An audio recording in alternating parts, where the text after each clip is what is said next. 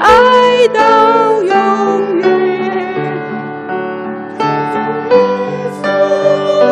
救主耶稣，你的慈爱到永远，在无数的黑夜里，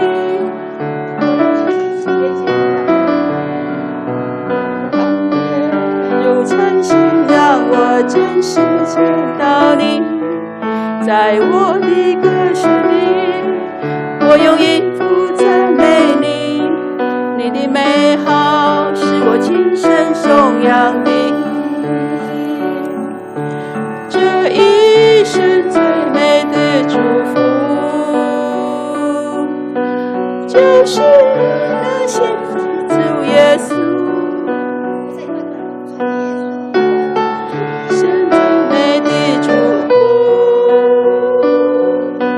就是那信靠主耶稣。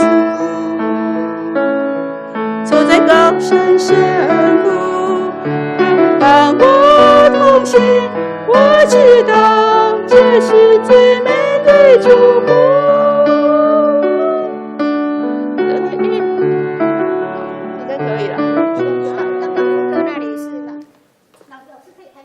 这一生最美的祝福，生最美的祝福，就是能认识主耶稣。这一生最美的祝福，就是能信靠主耶稣。可以了。那个。第二首那个副歌啊，副歌就是最后那个副歌哈。这是第三段。对，就是第三段那个救主耶稣，救主耶稣，你的慈爱到永远。哎，副歌是唱那一。对，如果我比副歌的时候，就是唱那个第三段。啊，这样就。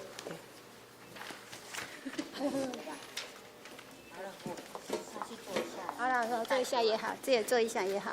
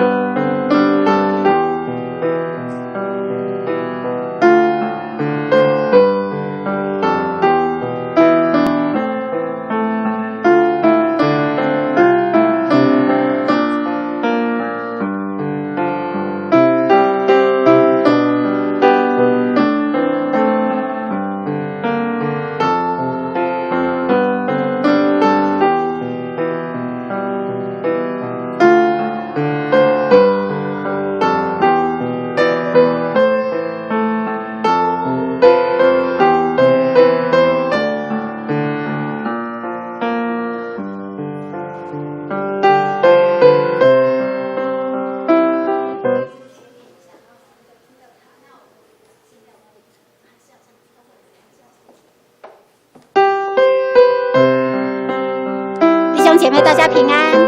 好了，到礼拜之前，先来唱这首歌。坐在宝座上，圣洁羔羊。坐在宝座上，圣洁羔羊。我们夫妇敬拜你，昔在，今在，以后永在。唯有你是全能真神，坐在宝座上，尊贵羔羊。我们夫妇敬拜你，颂赞尊贵荣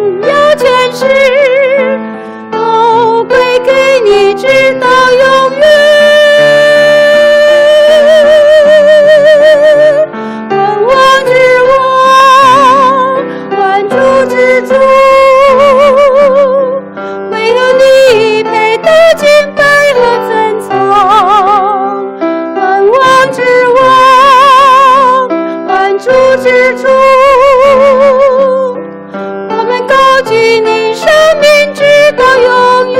副歌再一次。万之王，万主之主，唯有你配得敬拜和尊崇。万王之王，万主之主，我们高举你生命直到永远。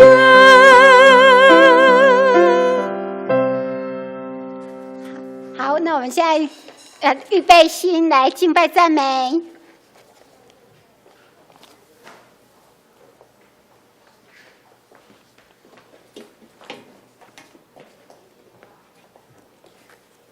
弟兄姐妹平安，很高兴我们要一起来赞美我们的神，好不好？我们现在从我们的位置上面站立起来。这是耶和华所定的日子，我们在其中要欢喜快乐。弟兄姐妹，我们要用我们的心灵跟诚实来敬拜我们的神，他必在我们的每一天来掌权。一起来拍手。最患难的时候，耶稣掌权；失眠受敌的时候，耶稣掌权。不看环境，只要全心来相信。耶稣掌权，他凡事都掌权。高唱哈利路亚，哈利路亚，用赞美和感谢迎接每一天。高唱哈利路亚，哈利路亚。他掌权在每一天，耶稣真掌权。寒冷的时候，耶稣掌权；失眠受敌的时候，耶稣掌权。不看环境，只要全心来相信。耶稣掌权，他凡事都掌权。哈利路亚！高唱哈利路亚，哈利路亚，用赞美和感谢迎接每一天。高唱哈利路亚，哈利路亚。他掌权在每一天，耶稣真掌权。洪水泛滥的时候，耶稣掌权；失眠受敌的时候，耶稣掌权。不看环境，只要全心来相信。耶稣掌权，他凡事都掌权。哈利路亚！高唱哈利路亚，哈利路亚，用赞美和感谢迎接每一天。高唱哈利路亚，哈利路亚。他掌权在每一天，耶稣真掌权。哈利路亚！高唱哈利路亚，哈利路亚，用赞美和感谢迎接每一天。高唱哈利路亚，哈利路亚。他掌权在每一天，耶稣真掌权。他掌权在每一天，耶稣真掌权。他掌权，他掌权在每一天，耶稣真掌权。他掌权，他掌权在每一天，耶稣真掌弟兄姐妹，我们把最大的掌声归给我们的神。哈利路亚！主，我们谢谢你，主，谢谢你在我们生命当中来掌权。主，你是我们生命的主，我们依靠你就不致缺乏。主，你以永远的爱来爱我们。主，我们渴慕你，我们要寻求你，我们是你草场上的羊。主啊，我们恳求你，愿你做我们的牧人。阿们。举起我们的手，我们对主说：主啊，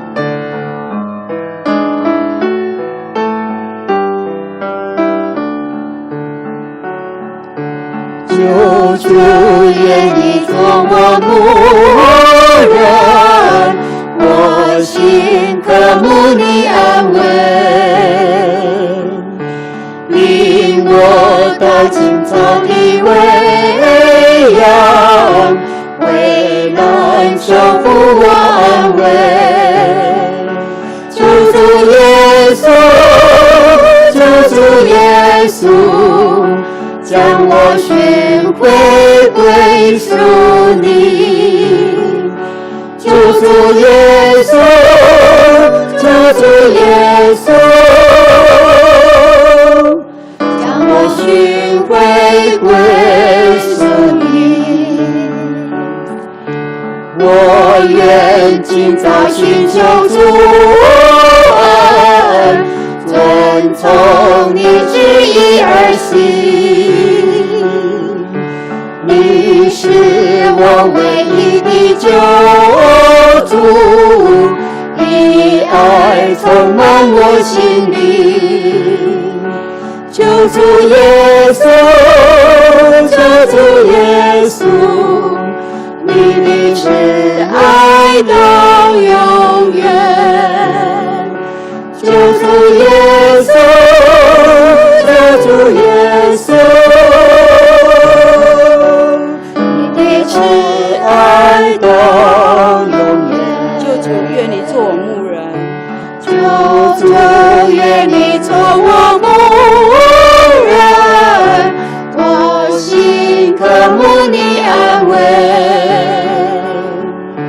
领我到青草地喂养，为难守护我安慰。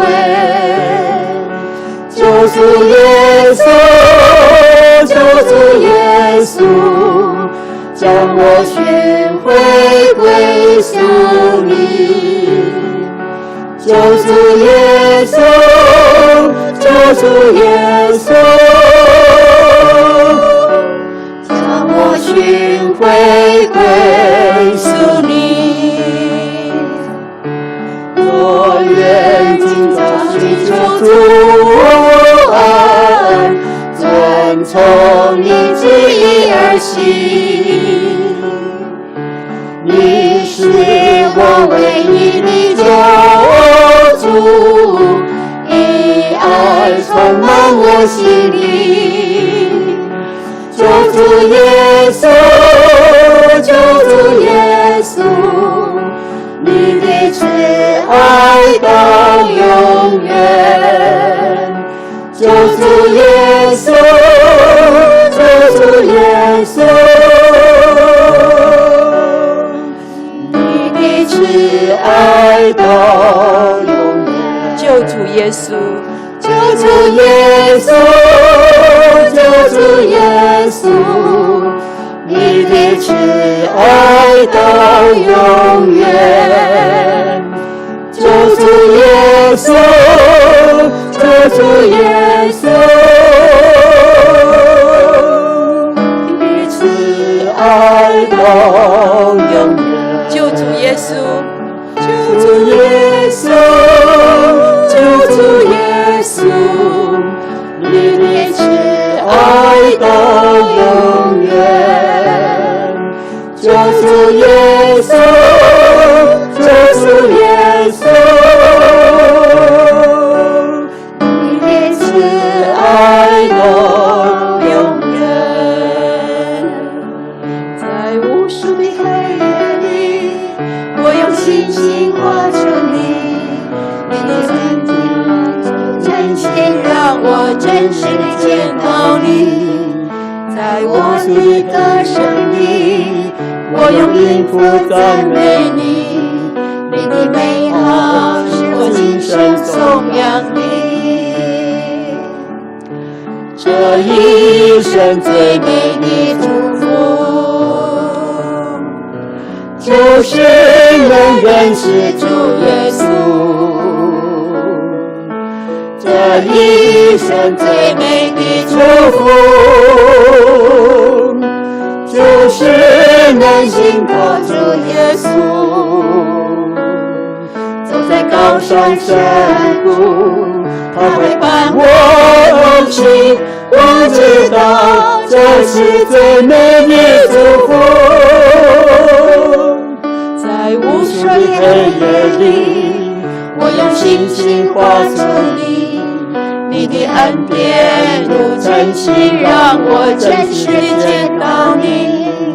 在我的歌声里，我用音符赞美你，你的美好使我今生颂扬你。这一生最美的祝福，这一生最美的祝福，就是能认识主，就是能认识主耶稣。这一生最美的祝福，就是能信靠主耶稣。走在高山深谷，他会伴我同行。我知道这是最美的祝福，这一生最美的祝福，这一生最美的祝福，就是能认识主耶稣。这一生最美的祝福，就是能信靠主耶稣。走在高山深谷，他会伴我同行。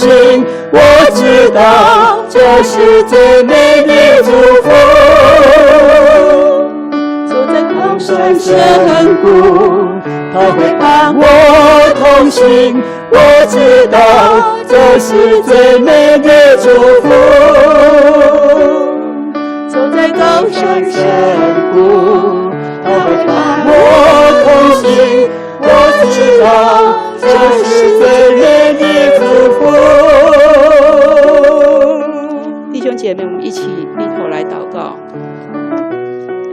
亲爱的天父上帝，主，我们谢谢你。主，我们知道我们这一生最美的祝福，就是能够成为你的儿女，让我们在我们的生命当中有新的盼望。虽然我们常常在生活的当中面临许多的困难以及挫折，但主，你应许我们日子如何，力量也必如何，因为主，你的恩典是够我们用的。阿们。主，我们在今天早上，我们每一位弟兄姐妹来到主你的面前，献上我们的感谢。在这圣诞节期，我们要再一次来思想主你的恩典。谢谢主，因为你爱我们而愿意降世为人，并且为了我们的罪来钉在十架上，拯救世人，成为我们的救主。主啊，我们是何等的蒙福，可以白白得到这样的恩典。圣诞节期也是传递爱的节期，特别是在武汉疫情蔓延的时候，更需要主你的平安与主你的爱在我们的当中。也愿我们每一位弟兄姐妹都能够成为福音的勇士，将主你的爱跟平安分享给我们身边的每一位朋友及家人，让他们也能够尝到主恩的滋味，便知道这是何等的美善。主啊，谢谢你，愿我们今天在你面前的敬拜与赞美能够蒙神你的喜悦。主啊，谢谢你，献上我们的感谢与赞美，这样祷告奉耶稣基督的名求，阿们。我们再一次拍掌归荣耀给我们的神。请坐。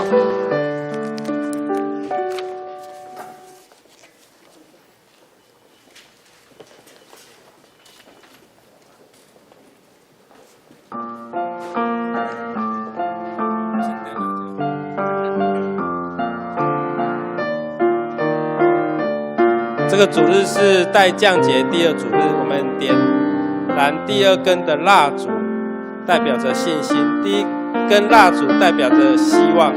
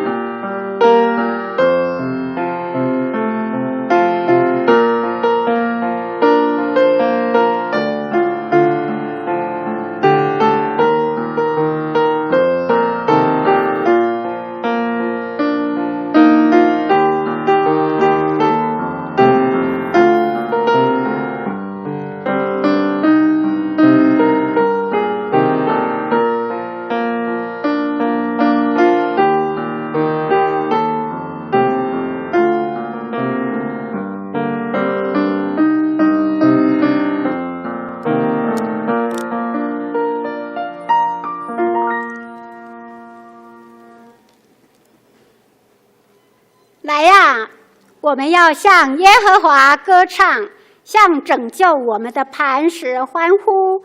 我们要来感谢他，用诗歌向他欢呼。因耶和华为大神，为大王，超乎万神之上。弟兄姐妹，大家平安。请我们一起同心来祷告。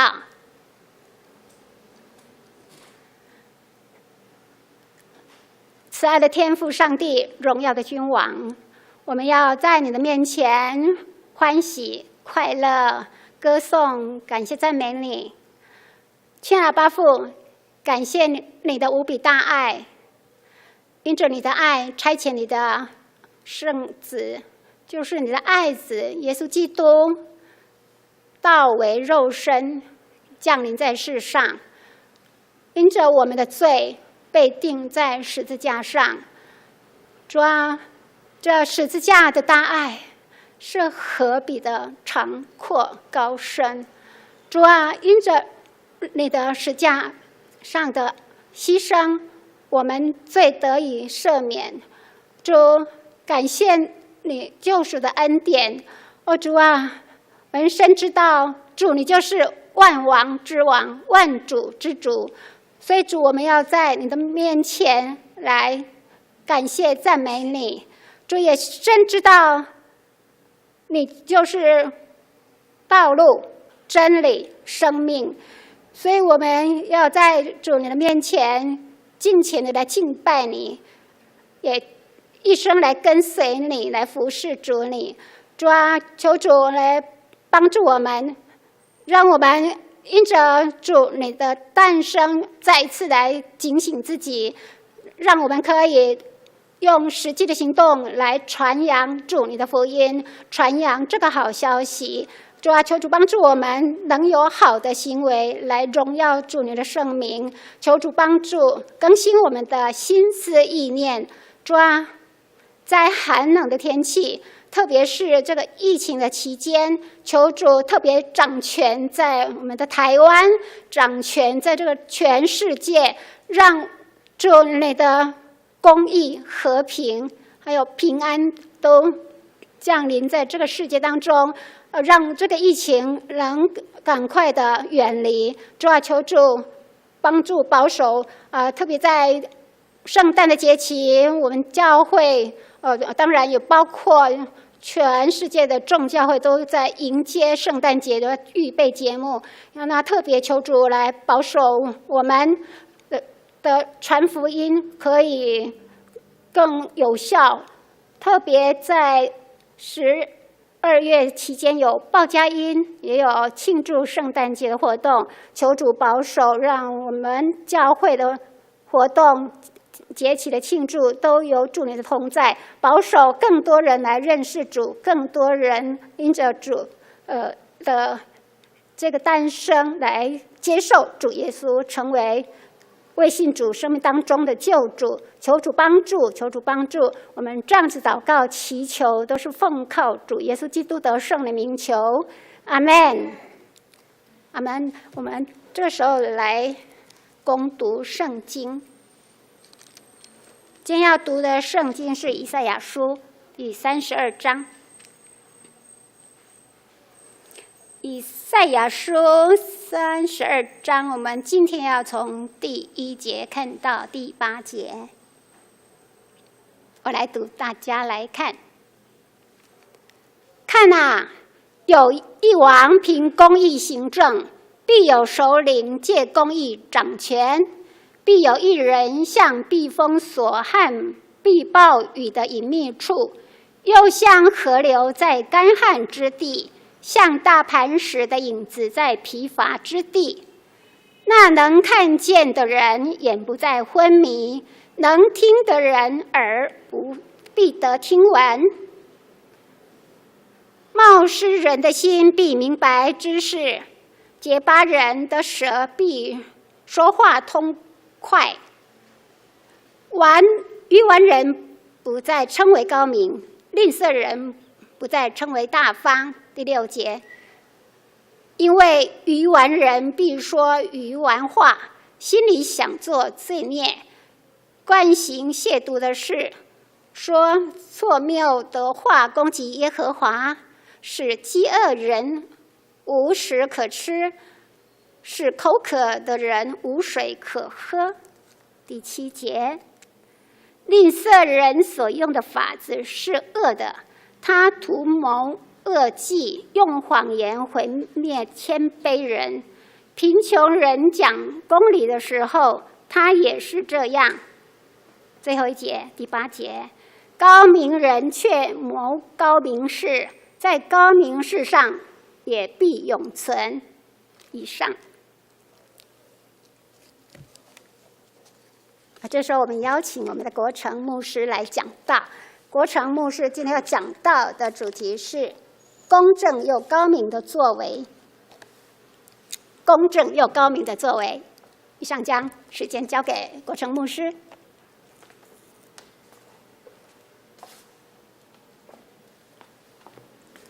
各位弟兄姐妹，大家平安。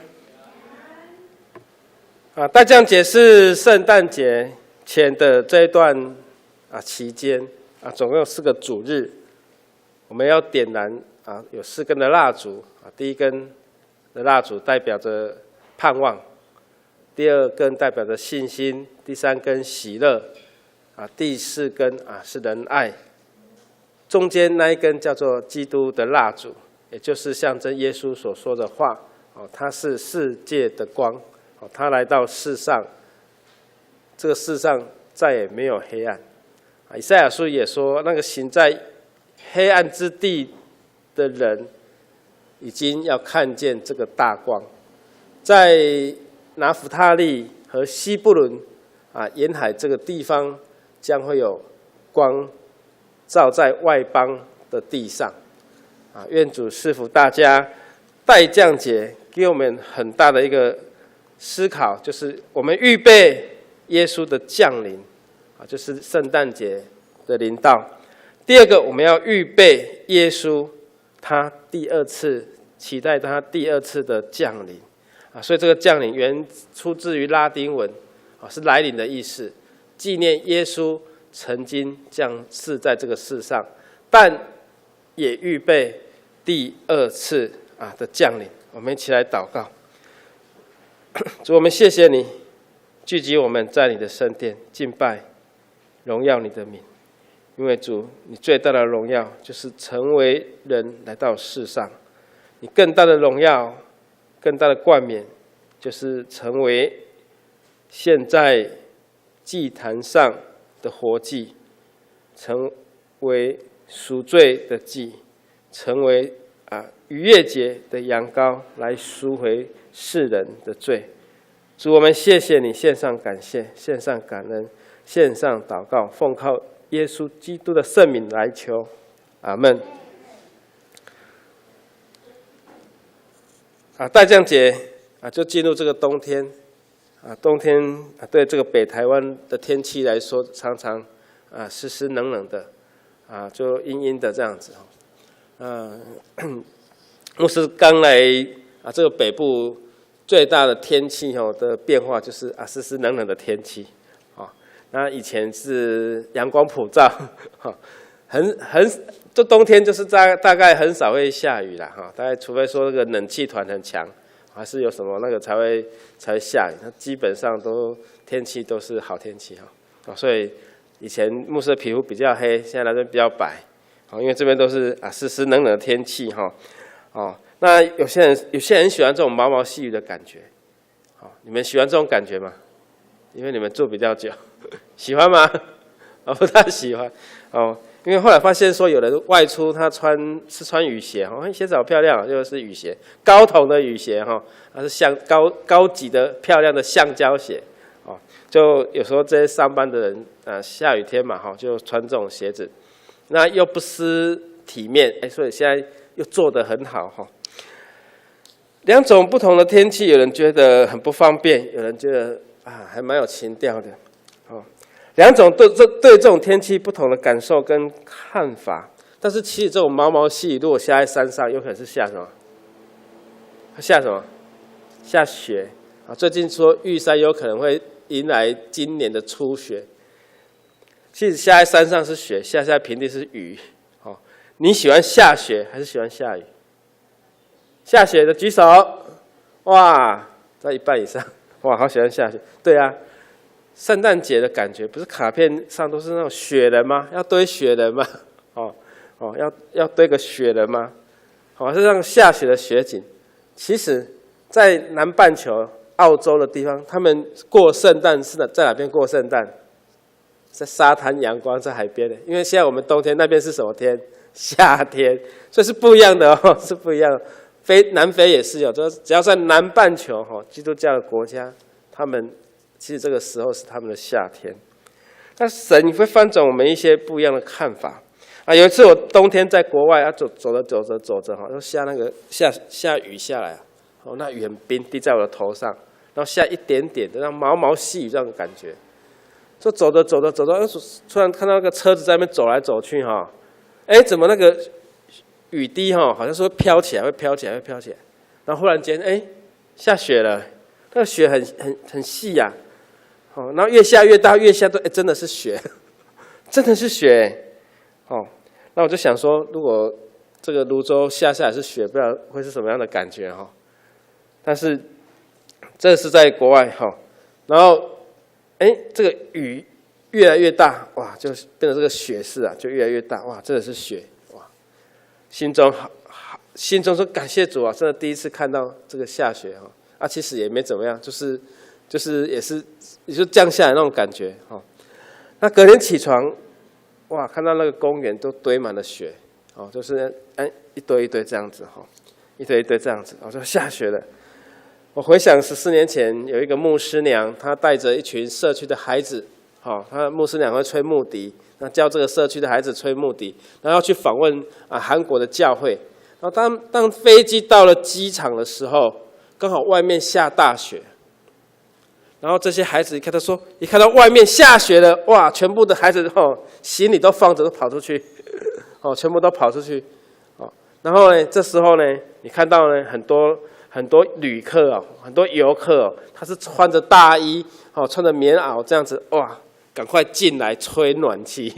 那一群人这台湾人是往外冲，在地人是往里面躲，也是不一样的情境是不一样的情境。所以到底这个下雪对我们来说，到底是我们觉得很稀有、很稀罕很惊奇很喜欢也可能说如果能够下雪多好。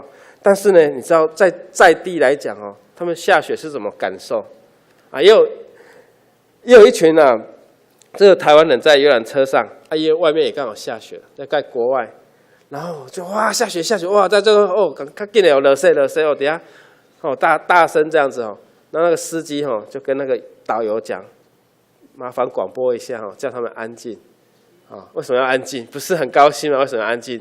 他说不好意思，因为下雨天是坏天气，所以车子很容易打滑，请大家安静，稍安勿躁，不然等一下司机这个他要专心开车所以你看，一个是很期待下雪的，一个是觉得那个是坏天气，没有什么。那这个时候上帝说啊，主啊，你怎么那么不公平？下到你们那边是雪，下到我们这边是雨。其实上帝是也公平的、公正的对待世上所有的人。我们现在这边冬天，南半球是夏天，我们也期待明年夏天的临到。那各位，我们来思考一件事情：老师跟父母，他也能够很公平、公正的对待孩子吗？或许在我们的角色上，我们会有一些差别的对待，但我们相信神是公正又高明的。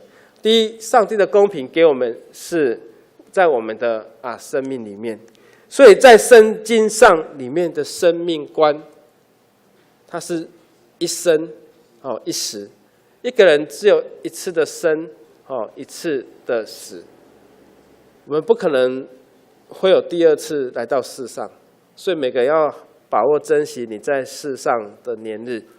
有人说9命怪猫，那个猫有9条命我原本觉得这个好像很玄有一次我记得在神学院的时候因为宿舍跑来一只猫，我们宿舍在4楼，我想说那只猫怎么跑来在我们走道上面，我本来是要去把它抓起来然后带下去可是这只猫看到人它会怕，因为它可能不是被养的，它不是被圈养的猫，它就往阳台上跑。然后我想说它跑到阳台，它可能跑不掉了，我就可以把它抓起来。就这只猫跑到那个扶梯上面，然后就往外面跳。我想说是这只猫可能跳起下面蹦的一声，我想说它死了。结果我去看的时候，那猫不见了。说人家说9命怪猫，原来猫它是比较轻盈，它这样4楼跳下去，对它可能或许可能没有什么样的严重的伤害，可是对人来讲那不得了那所以人也是只有一生一个死。你说狗就不能爬树了，那猫可以爬树，可以那么轻盈，所以它跳下去它没事所以神给不一样的动物也有不一样的恩赐，狗就没有办法像这样子。所以神的公平给人是一个生，一次的生，一次的死。我们生命不是建立在这个轮回上面这个轮回是说你上辈子修了很好的道你修了很好的善行，这辈子我来到世上成为人。那你下半辈子呢？你要在不断的修行，那你下半辈子才不会成为牲畜成为动物如果你出生成为蚊子，那怎么办？飞到人家家里面，一个电蚊拍就把你电死了，那你要吗？所以我们的生命在圣经里面给我们的是一次的生，一次的死，也就是说我们一生一世与主相连从生到死不离开主，因为我们只有一次的生，一次的死。当我们离开世上的时候，我们的生命就到耶稣为我们预备的地方在那里等待耶稣再次的临到。耶稣说：“我为你们去预备那个地方，我们会在那边相聚。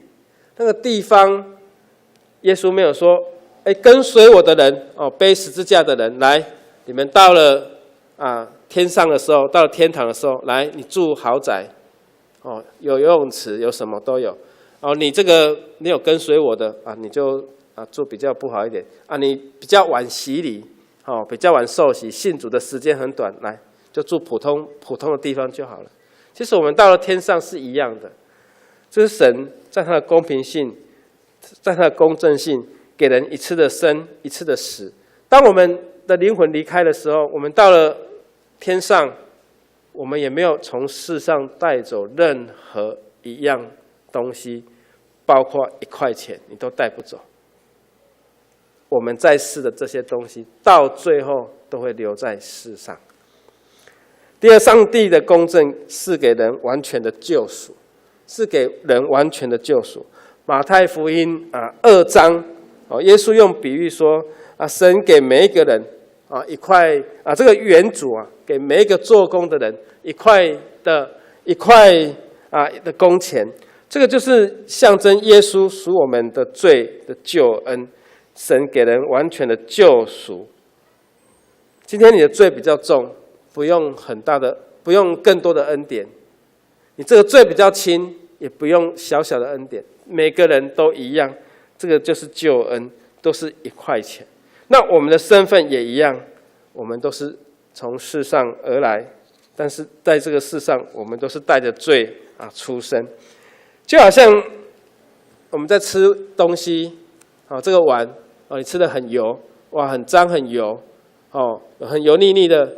如果你要洗的时候怎么洗？你会加很多的沙拉头在上面，对不对？擦过布，然后把它洗干净。可是这个碗，我没有沾过用油的东西，我用清水洗一下就可以了。我们的罪不管怎么样，只要一次的救恩就够了。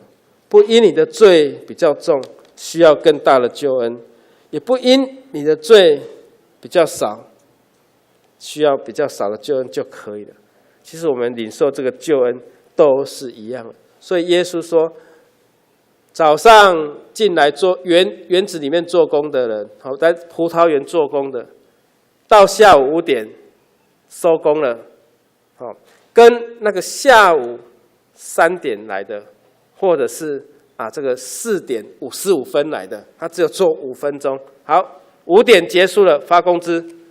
早上来的，不管8点、9点、10点，或者是下午2点、3点进来的，哇，大家都是1块钱的工资，因为是讲好的，园主说你要进来就是1块钱，那早上进来的哇，就努力工作，下午5点下班收工就要领工资了，然后他园主还是不断的招人进来，代表我们信主的人，不管你信主多久，我们都是一个身份，都是工人，到了要发工资的时候，我们是罪人，这个要得救赎，就是那个1块钱就够了，1块钱就够了。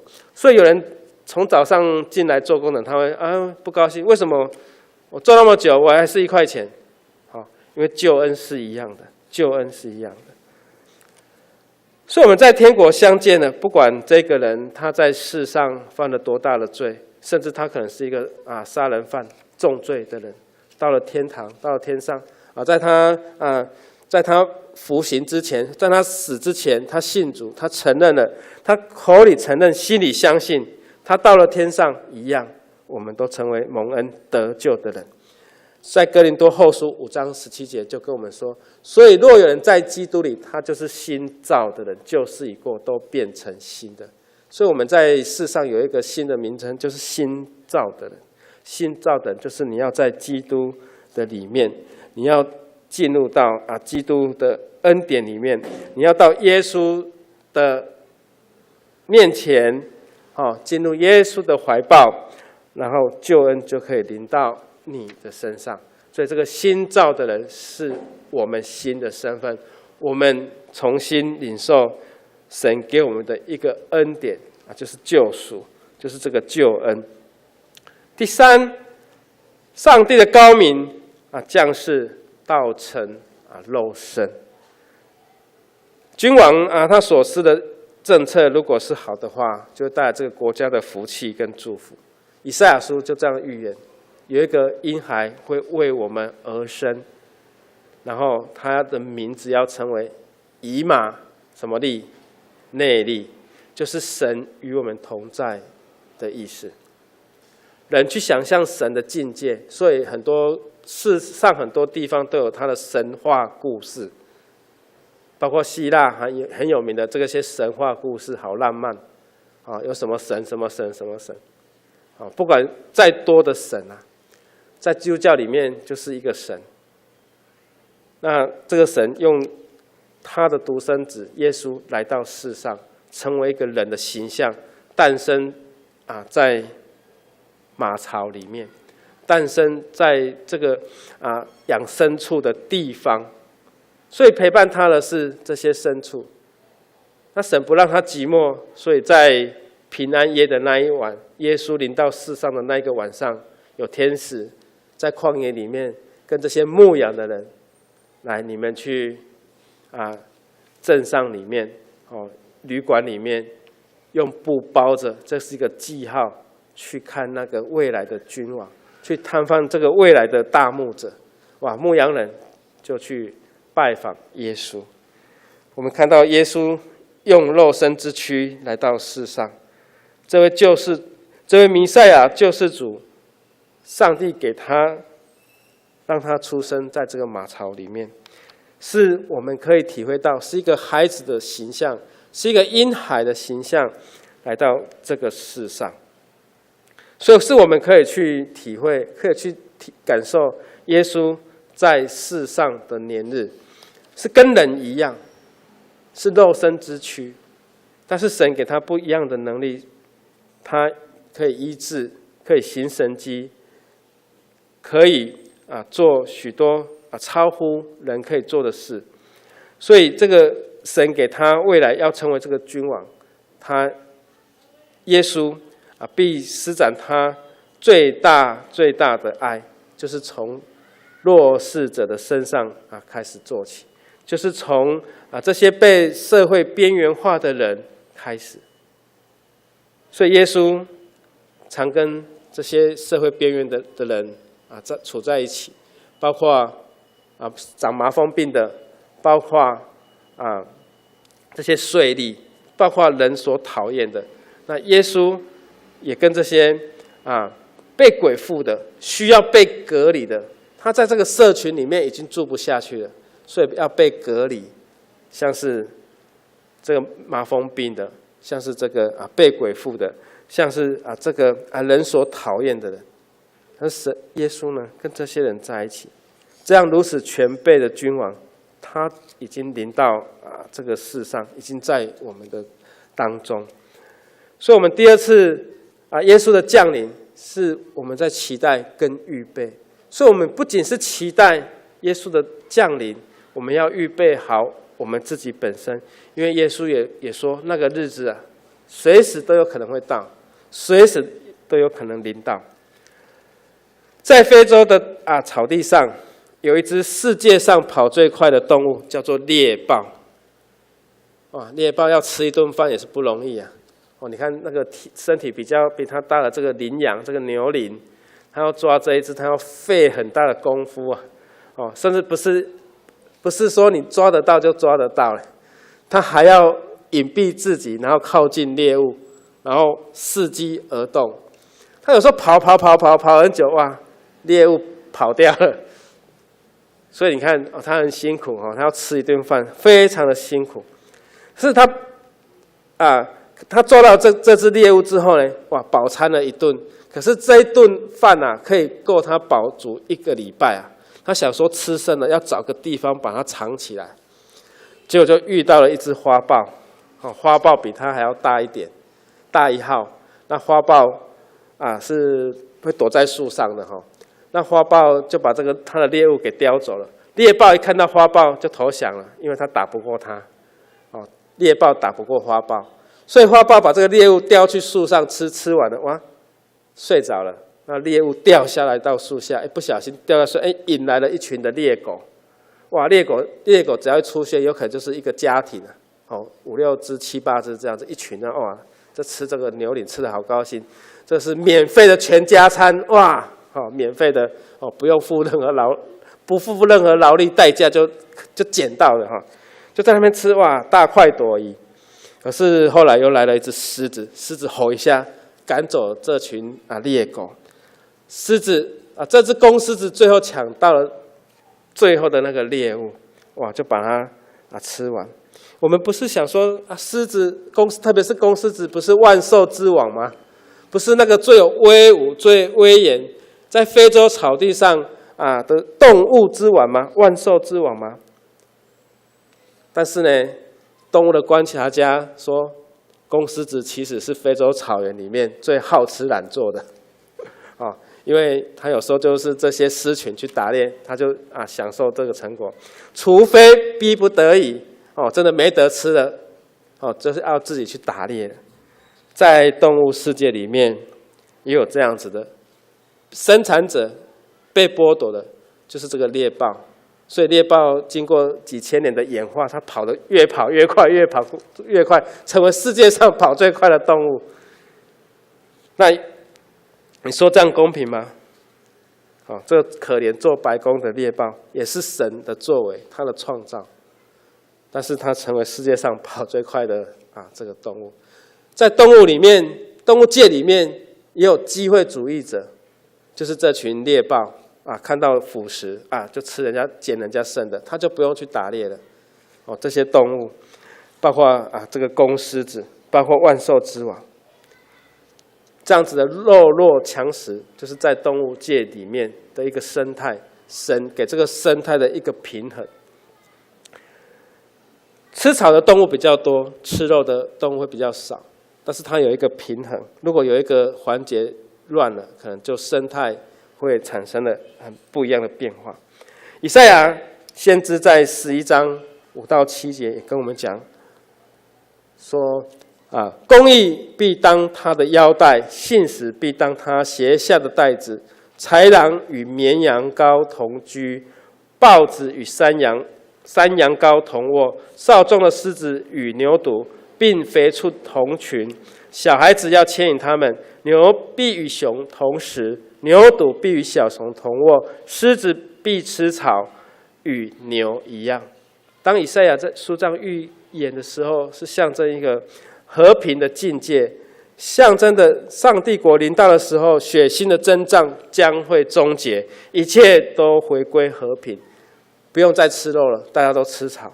这些草食的跟肉食的，大家都一样，同卧同居，甚至小孩子都可以来亲近这些这么凶猛的猛兽。这是上帝国临到的时候，那耶稣早在2000多年前已经来到这个世上。他降生在哪里？降生在马槽，降生在旅客，所谓的旅客有那个养牲畜的地方以前的旅客，他要骑着马，骑着驴子，骑着骆驼。那他们去住饭店的时候，要一个地方来放这些牲畜所以就有这个放牲畜的地方。那因为客栈都满了，房间也满了，玛利亚要生了，老板总不能说我再多一间房间让你在那边待产吧？没有，他要做生意。而且当时候可能是大家都睡通铺男生女生可能都是不同的旅客，你就睡5人房10人房。以前是没有那么精致哇，那么多人要休息，怎么可能要在那边生产呢？不然你们就到旁边有牲畜的地方，你们就在那里。所以耶稣生下来的时候，是这些牛可能就是这些牲畜可能是驴子、羊这些骆驼，这些要载这个旅人的这些的牲畜在那里。就好像我们今天去饭店里开着车，有停车场那个人不起眼的地方，耶稣在那边出生。这个就是上帝神伟大的作为，让他的独生子在卑微的地方出生。代降节我们用紫色代表庄严与尊贵。我们点燃今天是第二主日第一主日是盼望，第二个主日是信心。我们点燃这2根蜡烛，中间白色的蜡烛代表着耶稣基督成为光，来到世上照亮我们。所以每个信靠他的人，我们应该传扬这样的信息。当我们在预备圣诞节所有的庆祝，包括所有这个过程，我们要将耶稣降生的喜悦，要将这份好的消息分享给泸州这个地方在地的这个社区。我们有报佳音，我们圣诞礼拜的时候也有节目弟兄姐妹提供的节目，是要分享基督的爱，让这个地方能够感受耶稣来到世上真正的意义。最后一个问题问你们：你喜欢下雪还是喜欢下雨？喜欢下雪的举手。不敢举了，还是喜欢下雪。神是公平的，即使下雪是很不方便的啊。神祝福大家，让我们在这个地方能够为主做见证，一起来祷告。主，我们谢谢你，你有你的公平，你有你的公正的作为，你有高明的作为，你将你的独生爱子耶稣，你差派他来到世上，成为人的模样，你差派他来经历人的过程，你使用他，最后献在祭坛上，成为赎罪祭的羊羔，成为赎罪世人的祭品，成为活祭。主啊，也让我们来领受这样的恩典，就是神你给我们的救恩，耶稣基督的宝血，在我们信的里面，让我们承认主是我们生命的主宰，因为我们所犯的过错，他会遮盖，他会洗净。愿神帮助我们，愿神让我们在待降节的当中，我们预备圣诞，也预备主你再来的日，让我们不断的警醒自己，耶稣必会再来，必会有审判的日，让我们也做好预备。当我们来到世上的时，我们也珍惜我们在世上的日子，我们也愿意跟随主，愿意来传福音，愿意来为做主的工，愿意来委身神你所交托我们的使命。献上感恩祷告，奉靠耶稣的名来求，阿们。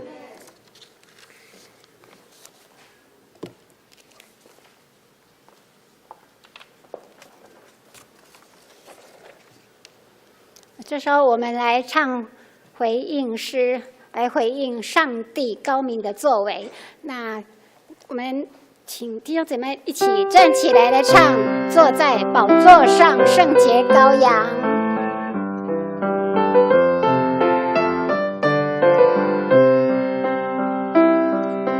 坐在宝座上圣洁羔羊，我们夫妇敬拜你，昔在今在以后永在，唯有你是全能真神。坐在宝座上尊贵羔羊，我们夫妇敬拜你，颂赞尊贵荣耀权势都归给你，直到永远。万王之王，万主之主，唯有你配得敬拜和尊崇。万王之王，万主之主，我们高举你生命直到永远。万王之王，万王之王，万主之主，唯有你配得敬拜和尊崇。万王之王，万主之主，我们高举你生命直到永远。请坐。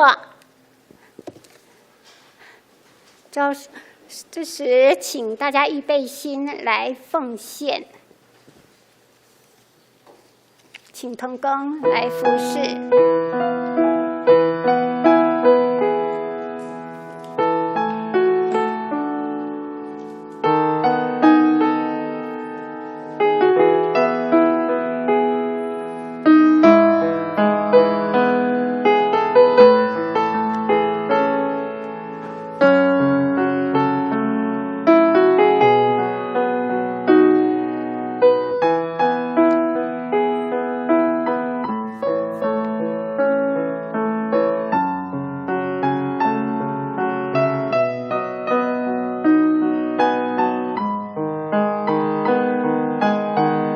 要起立来唱回应诗。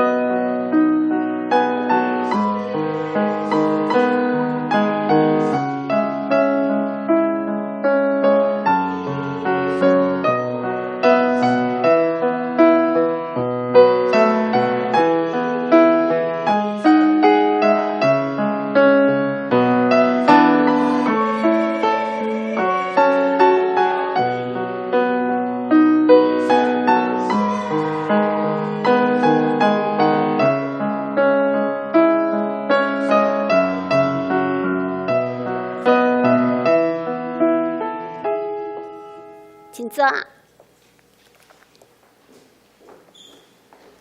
这时候，我们一起来读今天的经句。今天的经句是记载在以赛亚书32章第1节。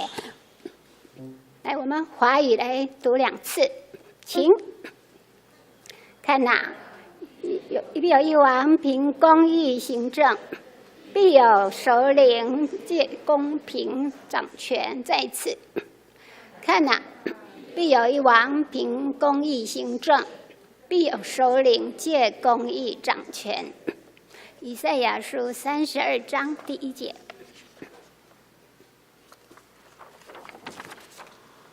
来，这是欢喜的时刻，我们一起呢，先来庆生。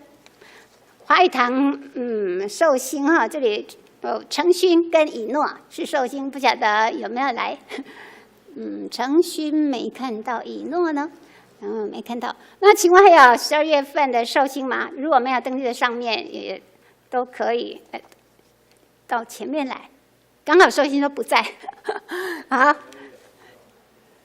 知道牧师是寿星，那他在台语堂啊，已经庆祝过。好，那我们这个就跳过。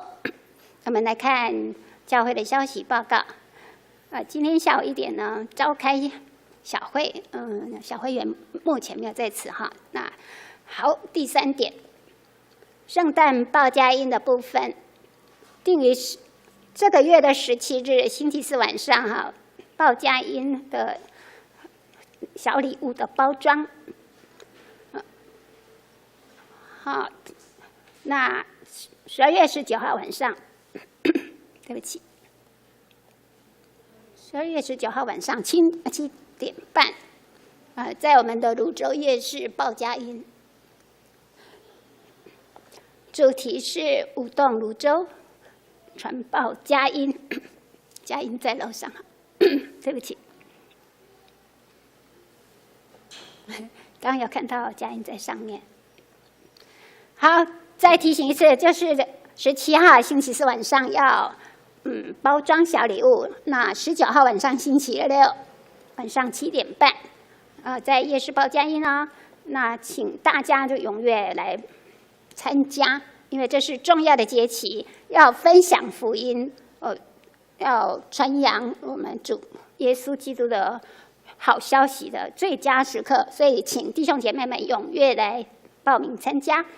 那第4就是准备节目哈，那我们预定就是在这个月12月20日呢，要举行庆祝圣诞，那以及有各单位的节目表演。那提醒就是，如果有使用音乐档或者影音档的部分，那请在下周主日13号提前拿给音控做测试一下哈。那如果要缴交歌谱，那要交给干事，请注意这一点。那第5点的部分，圣蛋糕的订购，有意思要订购蛋糕的话，在1楼登记，那记得是今天截止登记哈，请记得。那登记之后下主日来领取。第6，准备资料，请各单位像青少契啦，还有主日学，记得在12月27号之前来缴交资料，以便小会来做审查以及制造和会的手册。好，那第6，礼拜主要招募招待同工，那教育组的话是要招募音控的事工，那请有这样的恩赐的话，请向干事来报名。第8、第9、第10、11、12，请自己过目。那团契的消息，第2点的部分，松联团契定于12月27日中午12点，在海霸王来举行年终的聚餐，会员是100元，那非会员是200元。若想要参加的话，可以向以下有登记丽娟、慧文以及美丽姐妹来报名哦。那20号报名截止请大家注意一下，要参加的话就记得报名的时间。那肢体的部分，请大家过目。那慧文老师他是用赖告诉我说他有预备喜饼在楼下要跟会友们分享。那但是台语堂刚刚下去没看到喜饼，不晓得慧文老师是交给谁处理，那不晓得。那待会儿下去看看有没有喜饼可以吃。那当然要恭喜我们思琴的慧文老师昨天举行完婚礼，感谢主的赐福，让他有好的一个归宿。那另外再补充一点，就是12月20号呢，因为要庆祝圣诞节，那有各单位的节目表演之外，那提醒大家就是可以一户准备1道菜，一户准备1道拿手的菜那这个菜单请在1楼的那个墙壁上面登记一下，免得菜色有重复这样子12月20号要准备1户1道菜就以上的报告。那好，来我们来唱最后的诗歌。最后的诗歌来圣诗399首，399首，请大家来唱。那准备从头来哦。愿主大慈爱，愿上主大慈爱抚慰你心灵。时刻他的爱住在你心里，愿主荣光照耀你，慈爱恩待你，无论发出他的灵，都永远伴随你。再来一次，愿上主的慈爱抚慰你心灵，每时刻他的爱住在你心里，愿主荣耀光照你，慈爱恩待你，无论何处他的灵都有。来，待会儿请我们的国成牧师来为我们祝祷。我们一起来领受神的赐福。愿主耶稣基督的恩惠、天父上帝的慈爱、圣灵的感动，常与你们同在，从今时直到永永远远。阿们。